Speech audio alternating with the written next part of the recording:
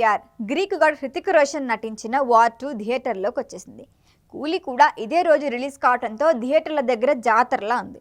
మరి బాలీవుడ్లో ఎంట్రీ ఇచ్చిన వార్ 2తో తారక్ హిట్ అందుకున్నాడా? వార్ 2 స్టోరీ ఏంటి? అసలు ప్రేక్షకుల్ని మెప్పించిందా? రివ్యూ చూద్దాం.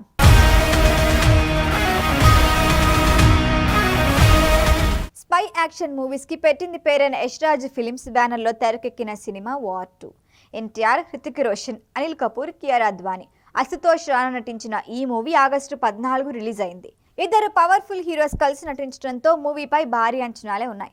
మరి స్టార్ హీరోలను దర్శకుడు అయాన్ ముఖర్జీ ఎలా డీల్ చేశారు? సినిమాపై టాక్ ఏంటి? ఈ విషయాల్లోకి వెళ్తే మాజీ రా ఏజెంట్గా నటించాడు హృతిక్ రోషన్. రా నియమించిన స్పెషల్ టీంకి నాయకుడు విక్రమ్గా నటించాడు ఎన్టీఆర్.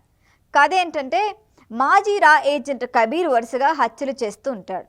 దేశాన్ని తన చెప్పు చేతల్లోకి తీసుకోవాలి అనుకునే కలి అనే ఓ అజ్ఞాత శక్తి కబీర్కి ఓ టాస్క్ అప్పగిస్తుంది. తన గాడ్ ఫాదర్ లాంటి సునీల్ లూథ్రాని కూడా చంపేస్తాడు కబీర్. ఈ కబీర్ కోసం భారత ప్రభుత్వం వెతుకుతూ ఉంటుంది. కబీర్ని పట్టుకునేందుకు ఒక స్పెషల్ టీంని అపాయింట్ చేస్తుంది. ఆ స్పెషల్ టీంకి మేజర్ విక్రమ్ చలపతి నాయకత్వం వహిస్తాడు.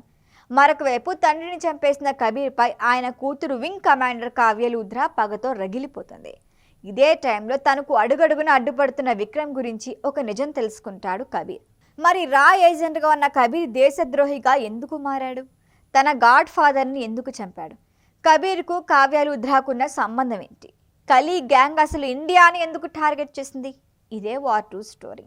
ఫస్ట్ హాఫ్లోనే మూవీ స్టోరీ ఏంటన్నది ప్రేక్షకులకు క్లారిటీ వచ్చేస్తుంది. జపాన్లో ప్రారంభమైన స్టోరీ ఇటలీ, జర్మనీ, ఇండియా చుట్టూ తిరుగుతుంది. తారక్ ఎంట్రీ వరకు ఓ లెక్క, తర్వాత మరో లెక్క అన్నట్లుంది.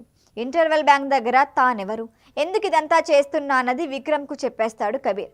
అప్పుడే విక్రమ్కి కూడా కబీర్ ఎవరో తెలుస్తుంది. అక్కడి నుంచి స్టోరీలో వేగం పెరిగింది. దీని మధ్య హోరాహోరీ పోరు ట్విస్ట్లతో ఎండ్ అయింది. నటీనటుల గురించి ప్రత్యేకంగా చెప్పుకోవాల్సిన అవసరం లేదు. హృతిక్ రోషన్, ఎన్టీఆర్ ఇద్దరే. యాక్షన్ సన్నివేశాలైనా, నటన, డ్యాన్స్ విషయంలో అయినా ఒకరితో మరొకరు పోటీ పడి నటించారు. సినిమా ఆరంభంలో రా నుంచి తప్పించుకునే ట్రైన్ సీన్, ఇంటర్వెల్ ఫ్లైట్లో యాక్షన్ సీన్ అదిరిపోతుంది. కియారా అద్వానీ కేవలం గ్లామర్ రోల్కే పరిమితం కాలేదు, యాక్షన్ సీన్స్లోనూ వాహ్వా అనిపించింది. అశుతోష్ రాణా, అనిల్ కపూర్ సహా మిగిలిన వారంతా తమ క్యారెక్టర్లకి న్యాయం చేశారు. బ్యాక్గ్రౌండ్ స్కోర్ బాగుంది, నిర్మాణ విలువలు గ్రాండ్గా ఉన్నాయి. మరి సినిమాపై ప్రేక్షకుల రియాక్షన్ ఎలా ఉందంటే డివైడ్ టాక్ వినిపిస్తోంది. కథలో ఎలాంటి కొత్తదనం లేదని, రెగ్యులర్ యాక్షన్ మూవీ అంటున్నారు సామాన్య ప్రేక్షకులు. RRR దేవర తర్వాత అంతకు మించి హిట్ పడుతుందని ఆశించిన ప్రేక్షకులకు నిరాశ మిగిలిందని టాక్. అయితే తారక్, హృతిక్ యాక్షన్ చూసేందుకు థియేటర్కి వెళ్ళొచ్చు.